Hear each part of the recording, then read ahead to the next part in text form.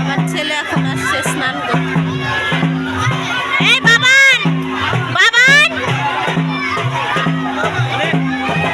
আমার দিকে তাকা, আমার দিকে দেখো। আমার ছেলে কাদা খেলে কি করেছে।